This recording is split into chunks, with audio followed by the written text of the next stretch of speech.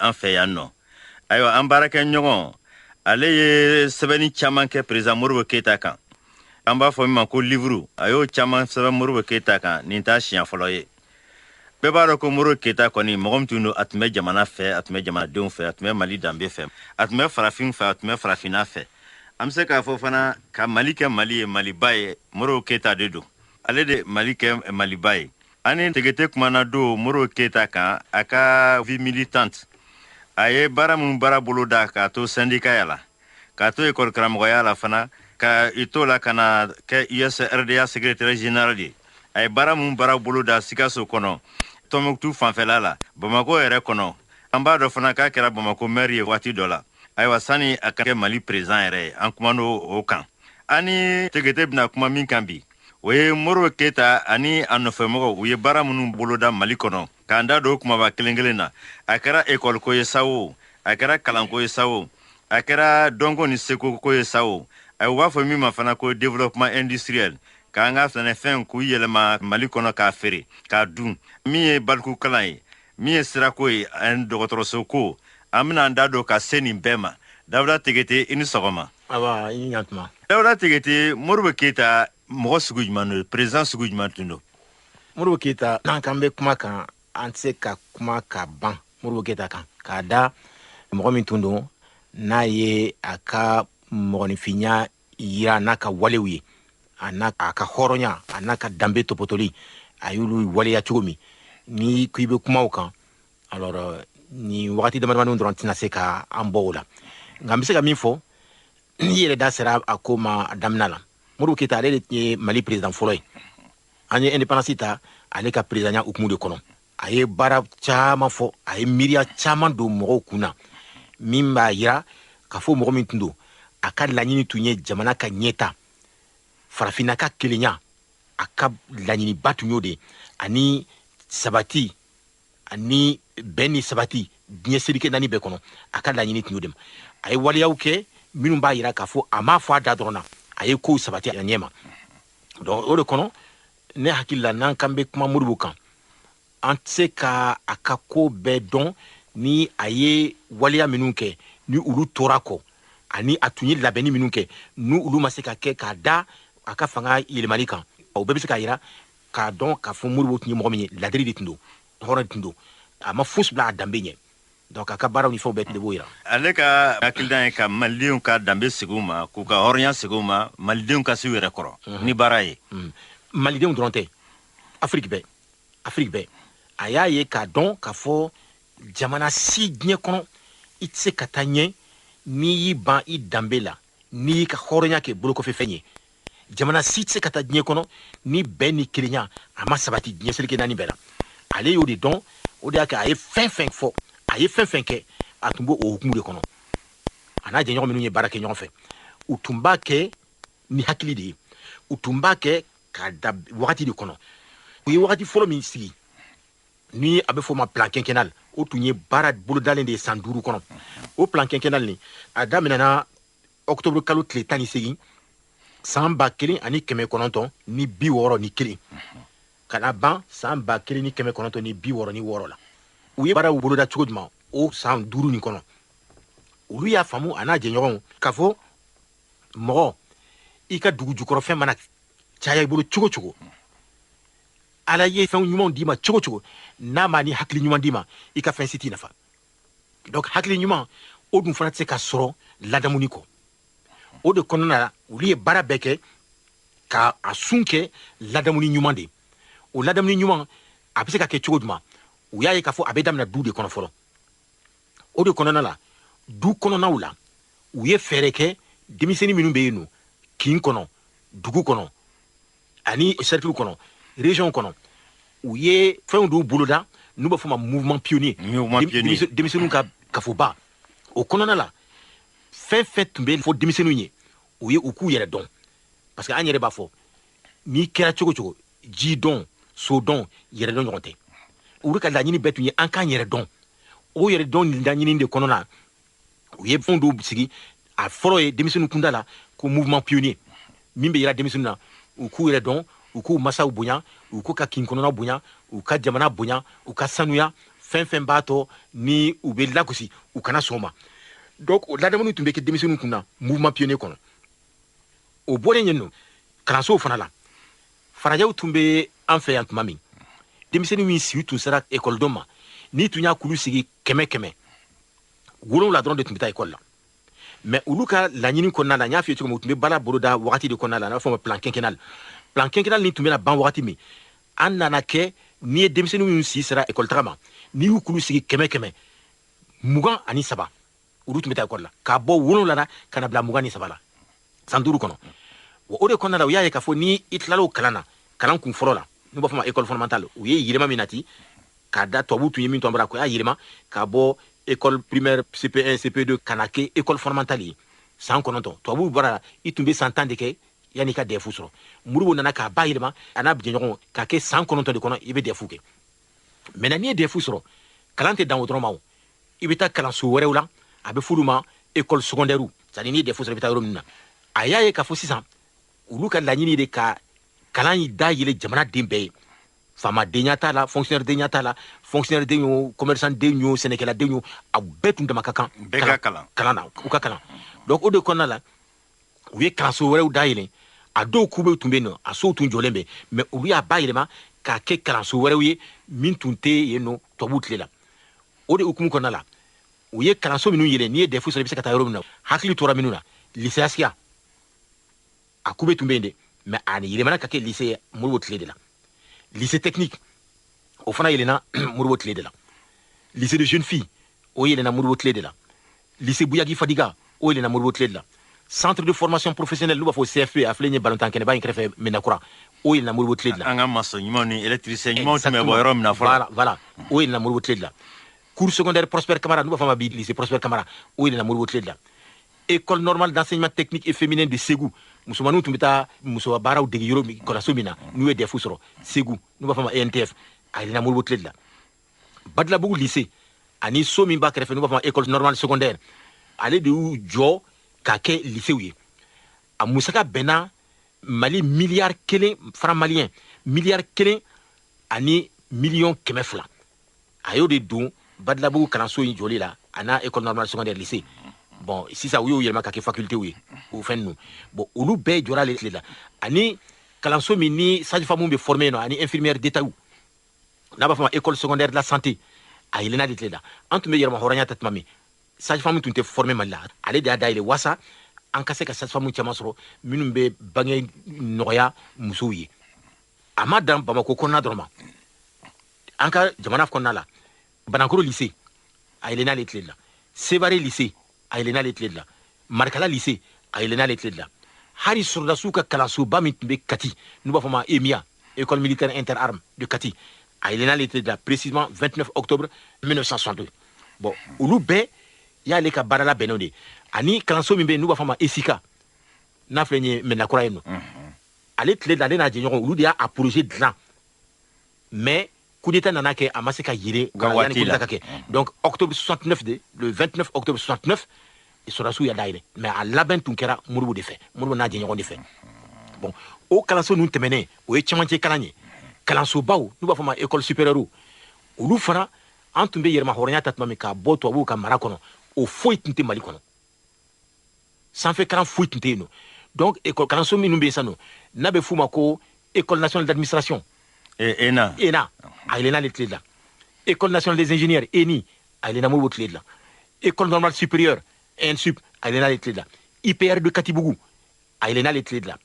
école de médecine o biriki fɔlɔ dara mars 1968 a ma ban lɔ la yanni coup d'état ka kɛ n'o tɛ a baara daminɛna ale tile de la y'a ye bon nin bɛɛ ale n'a jɛɲɔgɔn ka baara de ye min b'a to an yɛrɛ bɛ se an yɛrɛ kɔrɔ an bɛ dɔnniya jɛnsɛn walasa jamanadenw min ni dɔnniya min ka kan a bɛ d'i ma i ka se ka baara kɛ i ka hɔrɔnya n'i ka danbe kɔnɔ olu ka laɲini tun y'o de ye. nin fɛɛrɛ ninnu bɛɛ bolodalen u b'a fɔ ko nin bɛɛ tun bɛ minɛn min kɔnɔ k'o tun ye réforme de l'éducation 62 ye u b'a fɔ tuguni ko réforme nin ko kalan bayɛlɛma sira nin k'a tun ka ɲi a tun ka ɲi ko fo dɔw bɔra fo siniwaw kɔfɛla jamana kɔnɔ ka na a jateminɛ yan nɔ a bɛ se k'u nafa cogo min na. oui n bɛ min f'i ye o la o waati la UNESCO ye diɲɛ seleke 4 tɔnba min bɛ yen n'u b'a fɔ ma Nations Unies o ka bolofara min ɲɛsilen bɛ gala ni dɔnniya dɔnko ni seko ma olu nana yan nɔ en 1964 o y'a sɔrɔ san fila dɔrɔn de kɛra de réforme nin appliquera u y'a résultat ye u ko farafin jamanaw kan ka Mali ka nin réforme ni ɲɔgɔn de k'u bara wasa u ka kalan ka se ka k'u yɛrɛ ta ye UNESCO y'o fɔ en 64 hein o bɛ mun yira o bɛ baara kɛko ɲuman de yira o y'a sɔrɔ san fila dɔrɔn de kɛra réforme nin appliqueli la donc o b'a yira ko Modibo n'a a fɛmɔgɔw tun ye don ko mɔgɔw ye u tun bɛ ko dɔn u tun b'a waleya fana u t'a fɔ dɔrɔn mɛ u b'a waleya fana o mɔgɔw de tun don o tun ye tubabuw ka kalanso min to an bara n'u y'a bayɛlɛma k'a bɛn an seko n'an ka danbe n'an ka hɔrɔnya ma mais a ma dan o ma a y'a ye k'a fɔ an ka togodaw fana la denmisɛnninw bɛ yen nɔ minnu si tɛmɛna école ta ma donc a ye kalansow dɔw dayɛlɛ yen nɔ a tun bɛ fɔ olu ma ko service civique o service civique ni sinsin bereba tun ye a bɛ fɔ ma centre d'animation rurale o centre d'animation rurale ni région 6 min tun b'an fɛ yan nɔ ni o bɛɛ ye olu ka labɛnw de région 6 ani cercle 42 olu de y'o fɔlɔ kɛ décentralisation kɔnɔna la bon o région kelen kelenna kɔnɔ o tun ye service civique ni centre d'animation rurale ni u y'a 5 yɛlɛ région kelen o kelen kɔnɔ donc a bɛnna en tout centre d'animation taabolo bɛɛ kɔnɔ denmisɛnnin 50 de tun bɛ bila o centre d'animation kelen kelen kɔnɔ u tun bɛ mun kalan yen nɔ baara minnu bɛ se ka k'u ka togodaw la u tun b'o de kalan k'u kun dɔw tun bɛ maçon baara dɔw ye sɛnɛ dɔw ye jardin baara dɔw ye forge bon a bɛɛ dɔ tun bɛ kɛ yen nɔ u fana tun b'u sinsin mun kan wasa u ka musakaw don sɔrɔ min b'a to u yɛrɛ bɛ se ka yiriwa u yɛrɛ ye o tun ye champ collectif ye champ collectif u b'a fɔ ma fɔ forobaforo o forobaforo tun bɛ centre d'animation ninnu bɛɛ kelen kelenna na maintenant u bɛ min sɛnɛ u ka yɔrɔ la u ka forobaforo tun b'o de kan maintenant n'u ye sɛnɛ kɛ ka ban u bɛ min sɔrɔ o tun bɛ feere gouvernement de ma ani u b'u yɛrɛ ka balo bɔ a la a tɔ u b'a feere gouvernement ma u bɛ wari min sɔrɔ o la n'u tilala kalan na u mago bɛ baarakɛminɛn minnu na wasa u ka se k'o baara in k'u ka togodaw la o de tun bɛ san ni o wari in ye gouvernement tun b'o san k'a d'u ma u b'u sigi u ka togodaw la ka baara kɛ n'a ye k'u ka togoda yiriwa ni mɔgɔ ma se k'i ka sigida yiriwa i bɛ se ka jamana yiriwa donc olu tun tɛ fosi k'u kun fɛ nin tun bɛɛ ye ko labɛnnen de ye nin bɛɛ tun bɛ labɛn wagati de kɔnɔ a bɛ fɔ wagati fɔlɔ ma ko plan quinquennal u ye nin bɛɛ kɛ o de kɔnɔna la o fana u y'a yira k'a fɔ ninnu bɛɛ ma kan ka kalan nanzarakan dɔrɔn na an yɛrɛ ka kanw bɛ yen nɔ olu y'a ye k'a dɔn k'a faamu k'a fɔ dɔnniya min b'an ka kanw kɔnɔ n'an y'an sinsin o kan an bɛna se ka min dɔn teriya la ani an bɛna se ka min dɔn kosɛbɛ an t'o dɔn n'an ye kalan kɛ ni walikan ye donc o de kɔnɔna la a n'a jɛɲɔgɔnw u ye an ka kanw u ye kan 4 ta fɔlɔ ka olu siginidenw dilan ne b'a fɔ ma alphabet o kanw tun ye jumɛn ye bamanankan fulakan kɔrɔbɔrɔkan ani tamasɛkan 1965 la u tun ye olu kan 4 ninnu u tun y'u bɛɛ siginidenw dilan mɔgɔw tun bɛ kalan kɛ n'a ye hali dɔnniyabaw ne b'a fɔ ma connaissance scientifique u commencera ka o fana laɲini kɛ ni o kan ninnu ye ani k'u grammaire dilan kan bɛ se ka dɔn ni cogo min k'a fɔ sariya minnu bɛ kan kɔnɔ a labɛn cogo ni fɛnw n'a b'a fɔ grammaire u tun y'o bɛɛ dilan nin kan 4 ninnu na u tun bɛ min labɛnni fana la an ka administration bureau kɔnɔ baara ninnu k'olu sɛbɛnw yɛlɛma dɔɔni an yɛrɛ ka kanw na k'a bɛɛ kɛ an ka kan ye ka laɲini tun ye min ye laban na an ka carte d'identité o ka kɛ an ka kan na c'est vrai français kan tun bɛ se ka kɛ a kɔrɔ mais kan fɔlɔ min bɛ kɛ sanfɛ o tun bɛ kɛ an yɛrɛ ka kanw de la par exemple i tɔgɔ prénom jamu nom carte d'identité ni fɛnw bɛɛ tun labɛnnen bɛ o kama o bɛɛ de tun bɛ na waleya y'a ye u tun y'a ye de k'a fɔ n'an ma segin an yɛrɛ ma sira dɔw fɛ an ka laɲini si tɛ yen min bɛ sabati nin bɛɛ tun labɛnnen bolo a tun bɛ kɛla dɔɔni o ye mɔgɔw hakili yɛlɛmani u ka daw yɛrɛ la u k'a dɔn k'a fɔ u tɛ mɔgɔ gansanw ye u k'a dɔn k'a fɔ u ka laɲini fɛn fɛn n'u b'a fɛ k'a sɔrɔ a tɛ se ka sabati ni an ma sinsin an danbe n'an ka hɔrɔnya kan ani baara kan olu ka baara bɛɛ tun bɛ taa la o bolo de fɛ kalan ta sira fanfɛla la ninnu tun ye hɔrɔn masaw ye dɔnni masaw tun don ayiwa tegete i bɛ se k'i da don a na Modibo n'a nɔfɛmɔgɔw o tun ye baara minnu boloda min ye kɛnɛya ta fanfɛla ye ayiwa tubabuw bɛ taa waati min na dɔgɔtɔrɔso tun ka ca Mali la wa dɔgɔtɔrɔ tun ka ca wa dɔgɔtɔrɔ tun man ca k'a da mun yɛrɛ kan tubabuw n'u nalen olu ka baara tun ye ka kɛnɛya sabati mɔgɔw la olu b'u sinsin mɔgɔ minnu kan k'u ka sɔrɔ yiriwa minnu bɛ baara k'u ye olu ka laɲini tun ye de k'olu ka kɛnɛya sabati wasa n'i b'a fɛ mɔgɔ k'i dɛmɛ baara la est-ce que banabagatɔ bɛ se k'i dɛmɛ banabagatɔ tɛ se donc olu ka laɲini u ka sɔrɔ tun bɛ sinsinna mɔgɔ minnu kan u tun ye kɛnɛya sabatili ɲɛsin olu dɔrɔn de ma jamanadenw tɔw tun t'u kunko ye u t'u ka sira ye bon Modibo y'o de dɔn an kɛlen ka indépendance ta u y'a essayer ka dɔgɔtɔrɔso yiriwa yɔrɔ bɛɛ u y'a yiriwa par exemple n'i ye Bamako ta Amdalayi maternité ni a jɔra Moribo de la PMI central min bɛ Bamakɔ kura a jɔr'o de la région wɔɔrɔ ka taa Kayi ka taa bila Gawo u ye hôpital régional sigi a région bɛɛ kelen kelen na o kɛra Moribo de la tubabu wagati la o tun tɛ yen i y'a ye ka tila n'i y'a mɛn mɔgɔ bɛ furakɛli kɛ o b'a sɔrɔ a yɛrɛ bɛ furakɛli cogo de dɔn o de la u ye kalanso yelen minnu bɛ se ka mɔgɔw lakalan kɛnɛya sabatili n'a yiriwali la o de kɔnɔna la u y'a ye k'a fɔ mɔgɔ minnu bɛ se k'o kɛ kosɛbɛ yɛrɛ m'a fɔ ko cɛw tɛ se dɛ mais kɛnɛya sabatili a sun fɔlɔ ye muso de i y'a mɛn 1963 san 1963 u ye tɔn dɔw sigi muso kunda u b'a fɔ ma commission sociale des femmes o commission sociale des femmes na sous commission tun b'o kɔnɔ o tun bɛ na jɛnsɛn jamana fan bɛɛ la a tun daminɛna yɔrɔ dɔ la mais a tun ma jɛnsɛn ka se yɔrɔ bɛɛ mais jɛnsɛnnin tun bɛ sen na bon o sous commission ninnu kɔnɔ commission dɔ tun bɛ yen o tun bɛ musow ladegi min tɛ école ninnu ye comme école secondaire de la santé de mais musow lajiginni cogo ka muso lajigin o tun bɛ kalan kun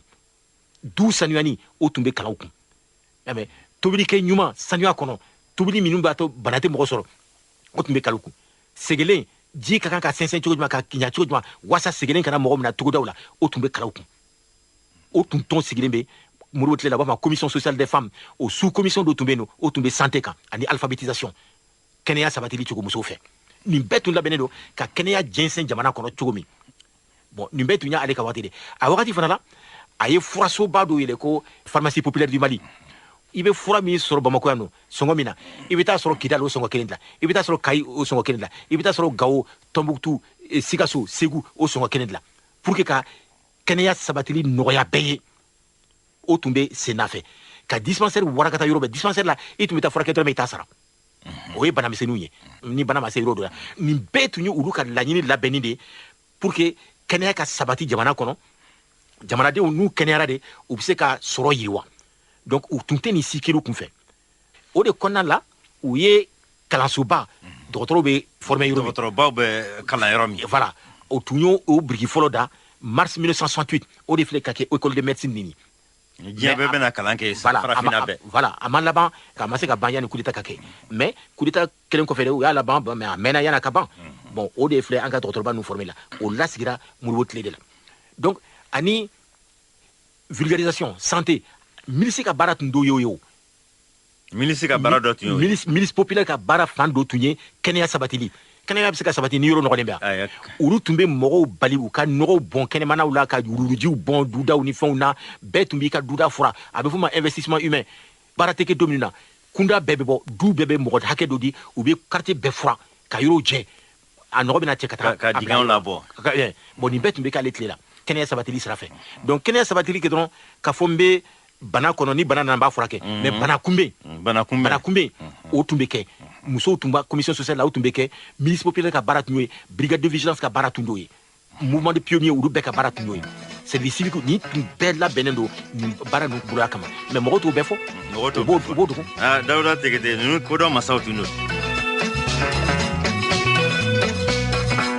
dɔw ko Moribo Keyita tun tɛ jagokɛlaw fɛ k'a ye jagoko ɲagami jamana kɔnɔ a ne dun ma fili Moribo tile la Somiyɛsi sigira sen kan ayiwa i yɛrɛ y'a fɔ cogo min na sisan ni bɔnbɔn dɔrɔmɛ 2 don Bamakɔ i b'a sɔrɔ Kidali dɔrɔmɛ 2 ayiwa e bɛ se k'o ɲɛfɔ an ye wa bon n y'o de fɔ c'est à dire que mɔgɔw de tun bɛ yen u tun t'a fɛ Moribo n'a jɛɲɔgɔnw tun bɛ sira min kan o ka taa ɲɛ parce que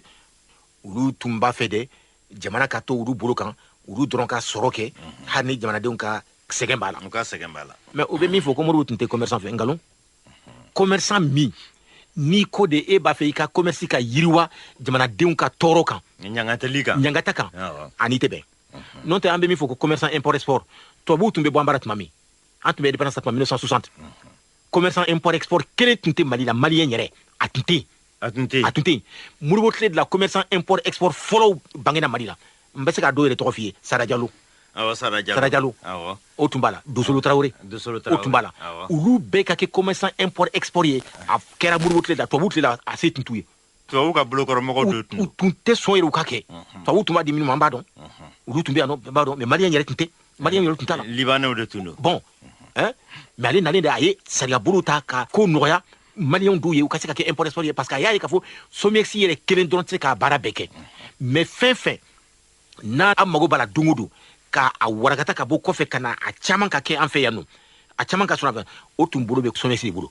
n'o tɛ jagomisɛnnin tɔw commerçant caman tun bɛ yen nɔ u bɛ jagomisɛnninw kɛ u bɛ ka sɔrɔ kɛ n'a ye mais Modibo m'u bali o mais n'i ko de e ka commerce kɔnɔ i ka jago kɔnɔna la min kɛli bɛna jamanadenw ka sɛgɛn na juguya tɔɔrɔ kan a tɛ sɔn o de ma ale ko fɛn bɛɛ jamanadenw ka hɛra a n'u ka lafiya chambre de commerce yɛrɛ ma sigi Modibo tile la bien sûr bon donc nin bɛɛ bɛ mun yira k'a fɔ fɛn caman bɛ fɔ tiɲɛ tɛ mais seulement jugu de bɛ yen nɔ minnu tun t'a fɛ an ka jamana ka bɔ nɔgɔ la Modibo ka sira ka se ka taa ɲɛ ale ka sira tun ye de jamanadenw ka hɛra sira jamanadenw ka lafini sira jamanadenw ka yiriwali sira mais minnu t'a fɛ jamana ka yiriwa parce que dɔrɔn olu bolo n'olu ka sɔrɔ bɛ jamana la taw kɔ o de ka d'u ye mais a tun b'olu sugu de kɛlɛ donc commerce tun t'o de n'o tɛ SONES waati la i bɛ fɛn kelen min san Bamako yan nɔ Mali fan bɛɛ i bɛ taa sɔrɔ o sɔngɔ kelen de la a bɛ se ka kɛ a bɛ se mais Modibo y'a kɛ a b'a kɛ ni franc malien de mais jugu nana jugu ni fɛnw nana ka ko bɛɛ tiɲɛ a bolo ayiwa Dawuda Tegete an kumana min ye kalanko ye an kumana kɛnɛya fana kan min ye sɛnɛ ta fan ye ani sɛnɛfɛnw ka a bayɛlɛma a ka se ka dun Mali yɛrɛ kɔnɔ ayiwa Modibo n'a ka nɔfɛmɔgɔw u tun ye mun ni mun boloda bon u ye min boloda o sira fɛ yanni an ka so ma a y'a ye k'a fɔ sɔrɔ ani sanni feere yiriwali a tɛ se ka kɛ ni jamanadenw ma don ɲɔgɔn na jamanadenw n'u ka donni ɲɔgɔn na fo siraw de ka dilan siraw de ka warakata min b'a to u bɛ don ɲɔgɔn na fɛn wɛrɛw de ka kɛ yen nɔ hali ni min tɛ siraw dɔrɔn ye min b'a to jamanadenw bɛ se ka ɲɔgɔn lasɔrɔ nɔgɔya la cogo min o de kɔnɔna la indépendance tun b'a ta ɲɛ waati min bɛɛ b'a dɔn min kɛra fédération éclatée ani Sénégal bon ɲɔgɔn faamuyabaliya donna ni ɲɔgɔn cɛ donc olu y'u ka frontière datugu donc an ka terrain tun tɛ se ka bɔ yan tugun ka taga minɛnw ta Dakar port la ka na o de kɔnɔna la an tun bɛ indépendance ta tuma min goudron tun bɛ sira min kan Mali la kilomètre 370 mais plan quinquennal fɔlɔ kɔnɔ san 5 fɔlɔ ka taa 61 kana bila 66 la Modibo ye goudron da siraw ka warakata plan quinquennal bɛ ban wagati min na 1966 an sera kilomètre 1600 goudron bɛ sira minnu kan ka ta Bamako ka taa bila Côte d'Ivoire frontière la goudron bɛ a dara Modibo tile de la hali pont minnu b'a sira kan ka pont ninnu bɛɛ dilan ka goudron latɛmɛ ka taa fo Zegoua pour que an ka se ka taa an ka minɛnw ta Abidjan port la ka na nɔ a dara Modibo tile de la o goudron ninnu ka bɔ Bamako ka taa Mopti a goudron dara Modibo tile de la ka bɔ Sikaso ka na Kucala ka tɛmɛ ka taa fo Kuri ani Burkina frontière la wagati tun b'a fɔ Haute-Volta o dara Modibo tile de la bon a y'a ye k'a fɔ minɛnw dɔw bɛ yen nɔ an mago b'u la mais o tɛ sɔrɔ an bara nɔ f'an ka to u san kɔfɛ de ka na olu tun bɛ na Abidjan port de la comme pétrole ni gaziw ni fɛnw bon maintenant a ye fɛɛrɛ kɛ o y'a sɔrɔ jamana fɔlɔ min diɲɛ kɔnɔ n'a ko Mali ka yɛrɛma hɔrɔnya ale jɛra n'a ye a bɛ Mali reconnu comme jamana indépendant o ye Allemagne fédérale de ye min sɔnna an ka yɛrɛma hɔrɔnya ye voilà bon maintenant comme olu y'o ɲɛ yira la a taar'u bara u b'a fɔ ma camion remorque belebelebaw 10 tonnes ani 13 tonnes a y'o 300 camion groupe remorque k'olu san ka na n'a ye olu de tun bɛ bɔ yan ka taa an ka minɛnw ta Abidjan ka na n'u ye ka tila minɛn minnu bɛ yan n'u bɛ taa feere kɔfɛ an ka minɛnw k'u ta yan ka taa n'u ye Abidjan port la o waati la u ye garage ba dɔw yɛrɛ ko maintenance dɔw b'a fɔ o yɛrɛ kɛra garage administratif san o tun ni mobili ninnu bɛna tiɲɛ ou bien n'u nana chaque fois ka o voyage la u b'u révision kɛ Mali wari miliyari 3 a y'o juru sɔrɔ ka o garage ni yeren ka minɛnw don a kɔnɔ mobili ninnu n'u ye voyage kɛ u bɛna réviser cogo min k'a ma filɛ n'u fɛn ma tiɲɛ ou bien n'u tiɲɛna k'u dilan cogo min walasa u ka to ka taa ka segin kɛ Bamako ni Abidjan cɛ a y'o kɛ a n'a jɛɲɔgɔnw u y'o kɛ bon a y'a ye fana k'a fɔ an ka fɛn a tɛ dan dɔrɔn an ni jamanaw ni ɲɔgɔn cɛ ta kan fo an yɛrɛ damaw ni ɲɔgɔn cɛ fana fɛnw don ka yiriwa o de y'a kɛ a ye Comanav n'o ye compagnie de navigation a y'o sigi ka bateau fɔlɔ dɔ sɔrɔ n'o ye bateau général Soumaré o tun bɛ Kulikoro ni Gao cɛ a bɛ mɔgɔw ta a bɛ minɛnw ta u bɛ sanni feere ni mɔgɔw ka ɲɔgɔn lasɔrɔ nɔgɔya la o tun bɛ kɛ n'o bateau nin ye mais a ma d'aw ma a ko yɔrɔ dɔw fana bɛ yen nɔ fo an ka essayer ka olu labɛn min b'a to siraw tɛ se ka se yen yɔrɔ bɛɛ la mais ni avion bɛ se ka se yen nɔ coup d'état tun bɛ kɛ Modibo n'a ka régime na wagati min 19 novembre 68 avion 18 de tun bɛ Mali bolo Air Mali bolo avion 18 a avion minnu tun b'u boli a bɛɛ tun ye maliyɛnw de dunan kelen t'a la a bɛɛ tun ye pilote maliyɛn a bɛɛ pilote maliyɛn o 19 novembre 68 pilote minnu tun bɛ Air Mali bolo a bɛɛ maliyɛn ingénieur minnu bɛ à bord a bɛɛ tun ye maliyɛn de minnu tun bɛ au sol c'est vrai maintenant si tun bɛ taa kɛ san o san u b'u bila ka taa Russie jamana la parce que a fanba tun ye Russie ka avion de u bɛ to labɛn mais ni avion ye voyage kɛ tuma tuma n'a nana n'a jiginna aw b'a ma filɛ de n'a sɔrɔ voyage ma fɛn dɔ tiɲɛ a la a kana na kasara kɛ bon minnu tun b'o kɛ Bamakɔ yan nɔ a bɛɛ ye maliyɛnw de u bɛɛ formera maliyɛnw de tun don bon maintenant pour que avion ka se ka jigin yɔrɔ la nɔgɔya la avion jiginkɛnɛw tun bɛ yen nɔ a y'o labɛn ka ɲa yɔrɔ dɔw tun bɛ yen nɔ avion jiginkɛnɛ tun tɛ yen nɔ a y'a dilan yen nɔ n bɛ se ka misaliya ta min kan ne yɛrɛ ye n ka denmisɛnninya kɛ yɔrɔ min Yelemane aviation min tun bɛ Yelemane ale wagati de la ne yɛrɛ ye voyage avion siɲɛ caman Bamakɔ ni Yelemane cɛ siɲɛ caman i y'a ye bon Yelemane tɛmɛnen kɔ Kayi aviation a y'o labɛn ka ɲa han Keɲeba dɔ dilanna ye Nioro du Sahel dɔ dilanna ye Ségou Sévaré Gundam Tombouctou Kidal olu bɛɛ labɛnna ka ɲa Gao nin bɛɛ ye ale ka fɛn labɛnnen de avion tun bɛ ninnu bɛɛ ni ɲɔgɔn cɛ u ni Bamakɔ cɛ o dɔrɔn tɛ avion tun bɛ an ni jamana wɛrɛw cɛ maliyɛnw tun mana kɛ voyage la ka taa diɲɛ fan fan u tun bɛ taa ni Air Mali de Europe t'a la Asie t'a la Amérique t'a la nin bɛɛ tun bɛ kɛ ni Air Mali avion de 18 o de tun b'a bolo donc a y'a ye k'a fɔ jamanadenw pour que k'u fana hakili yɛlɛ il faut que u ka tɔgɔma sira ka don u ni diɲɛ jamana tɔw cɛ ani u yɛrɛdamaw ni ɲɔgɔn cɛ a ka laɲini tun ye nin bɛɛ de o de kosɔn a ye nin bɛɛ labɛn i y'a mɛn Senu aéroport a baara daminɛna ale tile la a ye franc malien wari min débloqué pour que ka Senu aéroport baara kɛ ka ban a wari tun bɛnna franc malien miliyari 2 ani miliyɔn 500 o wari tun débloquera pour que ka Senu aéroport dilan mais coup d'état kɛra a jɔra san damadama kɛra yan'a baara ka daminɛ tuguni da tigita n bɛ se k'a fɔ ninnu tun ye koɲa masaw ye Voilà. ala k'an fara u kan u b'a fɔ min ma ko industrie k'an ka sɛnɛfɛnw k'a bayɛlɛma ka se k'a feere an yɛrɛ fɛ yan walima k'a se k'a dun ayiwa fɛɛrɛ tun tigɛlen b'u bolo o hukumu kɔnɔna na wa kosɛbɛ fɛɛrɛ tun b'u bolo a y'a ye k'a fɔ industrie a tɛ se ka labɛn a ka yiriwa ni courant t'i bolo o de kɔnɔna la a ye mun kɛ kuranso fɔlɔ min dilanna Mali la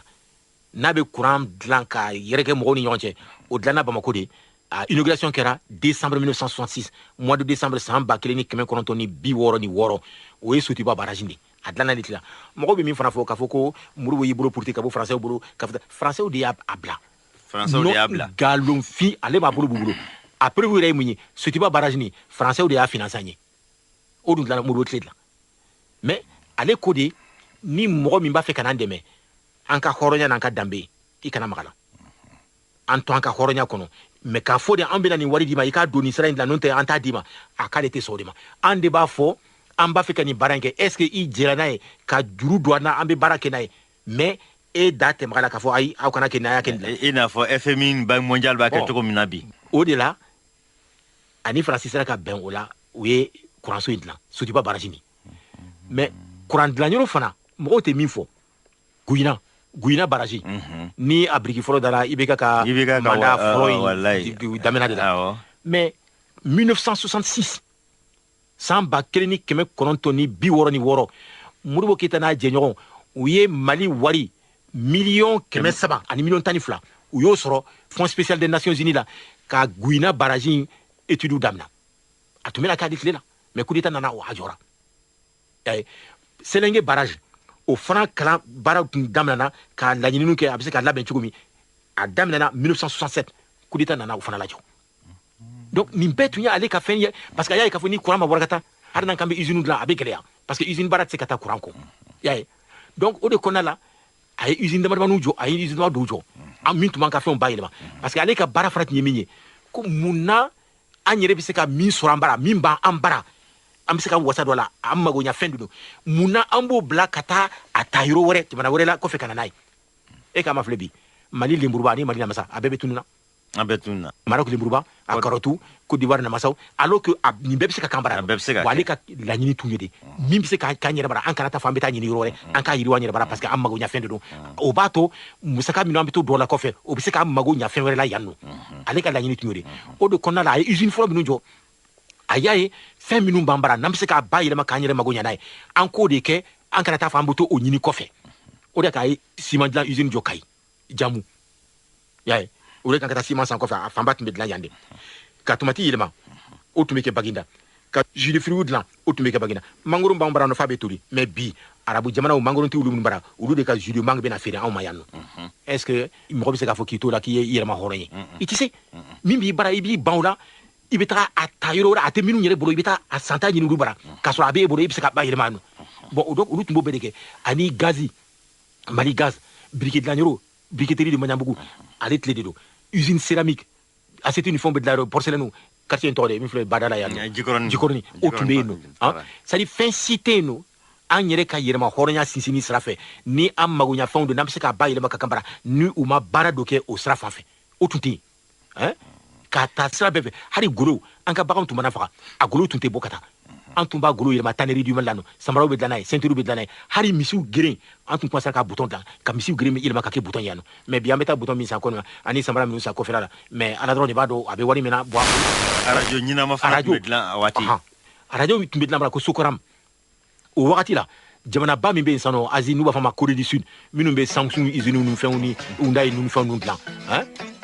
o wagati la Modibo tile la an tun bɛ radio baara min kɛ yan nɔ radio dilanni baara min tun b'an na ani Corée du Sud bɛɛ tun bɛ niveau kelen na.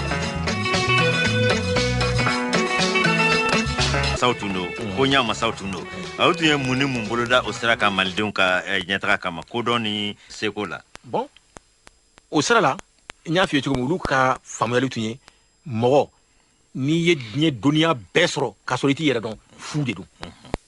ji dɔn so dɔn yɛrɛ dɔn ɲɔgɔn tɛ yɛrɛ dɔn dun fana i tɛ se k'a kɛ n'i m'a ɲini k'i yɛrɛ dɔn ni i ka kan ye y'a mɛn ani i ka ko kɔrɔ minnu bɛ yen nɔ n'a sɔrɔ bi o bɛ se k'i nafa n'a sɔrɔ bi o bɛ se k'a to jamanadenw bɛ don ɲɔgɔn na u bɛ ko to ɲɔgɔn ta la u bɛ hami ni ɲɔgɔn ka ko ye o de kɔnɔna la u tun ye labɛn dɔ sigi san o san mois de juillet lɔgɔkun fila fɔlɔ minnu bɛ yen kalo kɔnɔ mois de juillet la Mali région denmisɛnninw bɛɛ tun bɛ ɲɔgɔn sɔrɔ Bamakɔ u b'a fɔ ko semaine de la jeunesse o semaine de la jeunesse na u tun bɛ an ka seko n'an ka dɔnkow de yira bɛɛ bɛ dɔ ta dɔ ta la mɔgɔw ka don ɲɔgɔn na fana ka ɲɔgɔn dɔn u bɛ don ɲɔgɔn na u tin bɛ don ɲɔgɔn na u bɛ ɲɔgɔn dɔn y'a mɛn donc u tun b'o kɛla o wagati la ka tila tuguni u tun bɛ mun wɛrɛ kɛ ensemble instrumental o tun b'an ka seko n'an ka dɔn ka da a sinsin bere tun ye a bɛ taa diɲɛ fantan naani a bɛɛ n bɛ se ka min f'i ye dɛ 1964 diɲɛ jamanaw bɛɛ ye ɲɔgɔn sɔrɔ ɲɔgɔn dan na Paris 64 bɛɛ b'i ka seko n'i ka dɔnko yira anw ka troupe nationale o de ye premier prix sa UNESCO bolo a ye diɲɛ jamana bɛɛ dan seko ni dɔnko yirali la an ka dɔn n'an ka dɔn kɛnɛ kan Paris a prix dira Mali ma Paris de Modibo tile la 1964 ka da an ka seko n'an ka dɔn UNESCO yɛrɛ an y'an ye réforme min kɛ enseignement la UNESCO nana o san kelen o y'a sɔrɔ réforme kɛra san fila dɔrɔn 64 UNESCO nana a ko farafinna jamanaw ka kan ka i ɲɛma da Mali ka réforme de kan n'u b'a fɛ k'u ka hɔrɔnya sinsin UNESCO y'o fɔ dɔw ko Vietnamien yɛrɛ nana mais n ko n y'o de f'i ye n ko folklore min kɛra Paris concours ni diɲɛ jamana bɛɛ to tun b'a la mais Mali de bɛɛ dan Modibo tile la orchestre national olu a tun b'o de kan ballet national a tun b'o de kan mɔgɔ tafe ninnu ni Saramori Jabate ninnu ni Bazumana Sisoko ninnu bɛɛ ka dɔnniya n b'a f'i ye o don na ne bɛ sɛgɛsɛgɛli la Cameroun dɔnnikɛlaba 4 u ko maliyɛnw tɛ dɛ Camerounais u k'olu m'a dɔn mun na farafinna bɛɛ kɔnɔ dɔnniya dɔw bɛ yen nɔ olu tɛ jɛnsɛn ko Bazumana Sisoko ka dɔnniya Wakami Sisoko ka dɔnniya Amadou Hampâté-Bâ ka dɔnniya ani Kurukan Fuga min b'a kɔnɔ k'olu m'a dɔn mun na ninnu fɛn naani ninnu u tɛ jɛnsɛn farafinna jamana bɛɛ kɔnɔ ko farafinna ka hɔrɔnya n'a ka danbe a n'a ka seko n'a ka ɲɛta a bɛ ninnu fɛn ninnu kɔnɔ a b'a kɔnɔ maliyɛnw de y'u don ninnu bɛɛ diɲɛ maliyɛn Wakami Sisoko maliyɛn de don Bazumana Sisoko maliyɛn de don Amadou Hampâté-Bâ maliyɛn de don Kurukan Fuga a kɛra Kangaba kɛrɛfɛ de la o bɛɛ ye Mali ka fɛnw de mais anw yɛrɛ est ce que an b'a intéressé o la mais Camerounais de y'o fɔ u ka dɔnnikɛlabaw professeurs don université la ɲininikɛlabaw de don ɲɛ y'a ye u y'a fɔ n bɛ n ka recherche la n bɛ n ka livre duurunan min sɛbɛnna o recherche kɔnɔ n bɛnna u ka nin kuma in ma bon donc o bɛ mun yira k'a fɔ n'an y'an wasa don an yɛrɛ la an dara an yɛrɛ la an y'a dɔn an ka seko n'an ka dɔnko ka sɔn an yɛrɛ n bɛ n kali ala la gɛlɛya fɛn fɛn b'an kan an bɛ bɔ a kɔnɔ joona n'an ma segin an yɛrɛ ma ko dɔ la a bɛ gɛlɛya donc u ye nin bɛɛ kɛ bon seko ni dɔnko sira la n b'a fɛ ka min fɔ ka laban n'o yɔrɔ ye Modibo ye fɛn caman kɛ an k'an kɔfilɛ dɔɔni an k'a ɲini k'a dɔn a n'a jɛɲɔgɔn ye baara minnu kɛ nafama yɔrɔ minnu b'u la ni bi a bɛ se ka anw nafa an kana fɔ an b'a kɛ ni maloya ye an k'o ma filɛ an ka taa o sira fɛ kunnafoni jɛnsɛn sira la n b'a fɛ ka kuma laban n'o yɔrɔ ye mais ne yɛrɛ filɛ sigilen yɔrɔ min bi ka kuma o wɛrɛ tɛ min na a kɛnɛ ani radio Mali ka yɛlɛma yen nɔ i b'a dɔn jɔn y'a kɛ n ka kɛra Modibo tile la an tun bɛ indépendance radio Mali fanga tun ye n b'a fɔ tubabukan na o ni maa dun bɛ se k'o fɔ bamanankan na tuguni 10 kilowatts mais ale tun bɛ fɛn bɛɛ kɛ an ka dan yɛrɛ de an ka sinsan yɛrɛ de kan pour que an ka ɲɛta sabati a ye souscription nationale a y'a ɲini jamanadenw fɛ min se ye min ye i k'o di u b'o wari kɛ ka dɔ fara radio Mali barika kan donc o de ye souscription nationale nin na u ye radio Mali barika labɔ 10 kilowatts la ka kɛ 100 kilowatts ka fanga la de siɲɛ 10 100 kilowatts bon ka tila o souscription nationale nin kelen a y'o de wari to fan kɛ ka so fɔlɔ jɔ an filɛ sigilen yɔrɔ min ta Buzala ka radio Mali la yɛlɛma yen nɔ ni minɛn kura minnu sanna k'u la yɛlɛma yen nɔ 22 septembre 1962 o inauguration kɛra malidenw de y'i tɛgɛ fara ɲɔgɔn kan ka tɛgɛ fara ɲɔgɔn kan ka radio Mali fanga la yɛlɛ ka tila ka a so jɔ an filɛ kumana yɔrɔ min bi o la 67 an y'an bolo di chinois ma u y'a fanga labɔ 100 kilowatts la ka kɛ 350 kilowatts ka ti sa émetteur kulu sanfɛ o jɔra o wagati la Modibo tile de la bon o bɛɛ bɛ mun yira k'a fɔ a y'a ye k'a fɔ kunnafoni jɛnsɛnni n'an ma taa n'o sira fana ye an mana dan tan mɔgɔw degeni na ni fɛnw na an ka laɲini fɛn fɛn mɛn hali journalistes ka tɔnba n'a fɔ ma UNAJOM Mali journalistes bɛɛ ka fara ɲɔgɔn kan ka tɔnba bila a dilanna ale tile de la le 11 mai 1961 UNAJOM créera Modibo Keyita tile la jaabi la fɛn tɛ koyi ani ANIM min kɛra AMAPISA a tɔgɔ de tun ye fɔlɔ ko ANIM Modibo tile la o dilanna le 3 août 1961 parce que a y'a ye k'a fɔ kunnafoni jɛnsɛnnaw fanga min b'u la à écoleso fɔlɔ le 7 avril 64 Mali journaliste fɔlɔ formé au cas promotion bɔra le 7 avril 1964 yan nɔ a école tun bɛ yan école de formation de journaliste a tun daminɛna Modibo tile la a tun bɛ Mali la yan a tun bɛ yan promotion in bɔli la Modibo Keyita ye UNESCO mɔgɔw invité UNESCO mɔgɔw ko u b'a fɛ Modibo ka école ni yɛlɛ farafinna journaliste tɔw bɛ ɲɛ minnu b'a fɛ ka journaliste kalan kɛ k'a da yɛlɛ u bɛɛ ye u kana u ka journaliste kalan kɛ Mali la yan nɔ u y'a bɛɛ jɛnsɛn n'o tɛ an ka journaliste tun bɛ formé yan nɔ a promotion fɔlɔ bɔra le 7 avril 1964 Modibo tile la Tɛgɛtɛ i ni ce ninnu tun ye baarakɛlaw ye ninnu tun ye fasoden ɲumanw ye ninnu tun bɛ fasow fɛ ko ɲa masaw tun don